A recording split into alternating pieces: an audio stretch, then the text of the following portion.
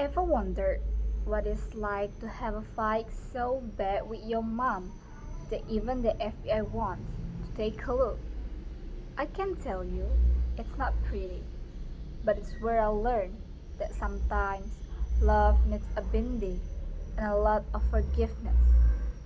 During the epidemic, my old school life was bored and half with classes.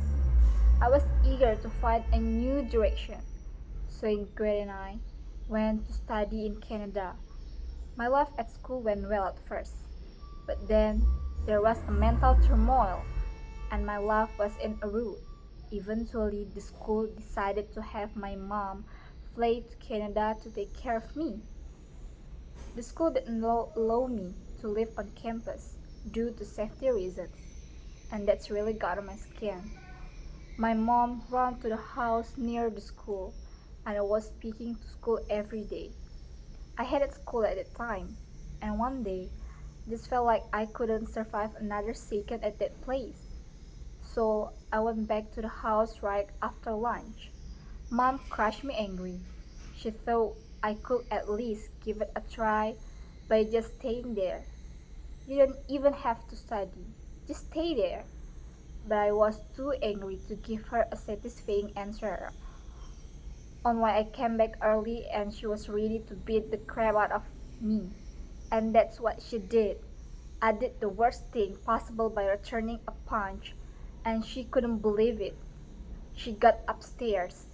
I left. I was walking in the opposite direction of the school. I was so angry at it at that moment. My mind went blank. I just had an uncontrollable urge to let my emotion out, and I thought I could survive on my own outside. It was a very lovely ordinary countryside with grass, a clear blue sky, and horses. But I was in the whole different world. I just couldn't feel anything but desperation, and because the fight left some marks on my face, people passing by would pull over and ask if I needed any help. I said no to all of them. But there was this one lady who kept pulling over, and finally she stopped, got off the car, and asked a bunch of questions. And she saw the school uniform I was wearing, and she said she would call to school. So I turned back, headed home. After I got home, my mom was crying. I wasn't sure how she felt, and she got hit by her own and found out he left them without a message, leaving both of them alone in this country. She barely knew about I. Then found out he called my dad back in China. Well, he was sleeping, and from his tone it sounded like he already knew what has happened and was anxious. He asked me where I was and told me to hurry back. I felt a twinge of warmth inside.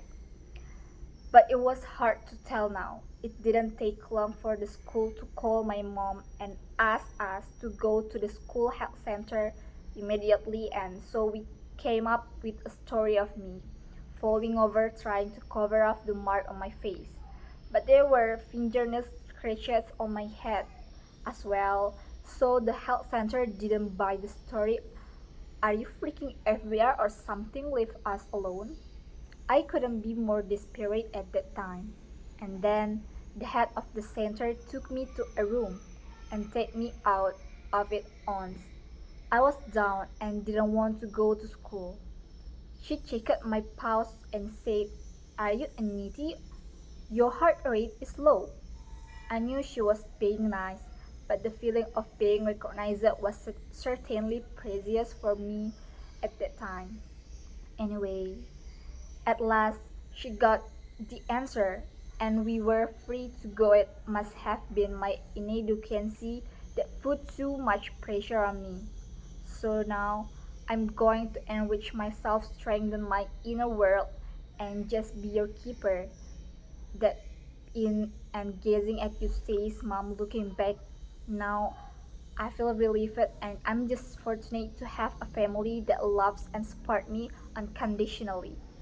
Now I'm able to put myself in my mom's shoes, and she struggled. She has faced same unfathomable when we were living together in Canada. She had to work through the whole nights on weekends because of the time difference between China and Canada. And she held herself responsible by taking care of me at my knee. She worked because she knew she had to as a grown woman and the mother. A part of me, a part of me wishes I could go back to comfort her, but I know that my condition was too bad to do so, and that suffering only serves to strengthen us. I've trans I've transferred from school to school too many times, mostly because of my own actions. True, there were multiple allocations. My family still have my back every time. I'm messed up now. We've all taken a huge leap and accepted each other much better. We never fought again, and now, more than ever, I can sense their love for me, and that's because we know what it means to accept and cherish love. Lastly, to my fellow and lastly, to my fellow travelers on this journey, cold live, especially those of you with facing those times, remember this: you are never alone. The people you love, even if you're lost with them, are your nearest in the store. Take the time to connect with them, to understand each other, and to forgive, and don't forget to take care of yourself. Find your own space, take a breather, go for a stroll, but maybe not as far as I did.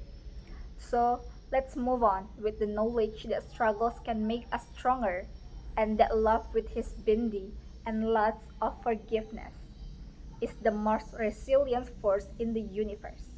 Thank you.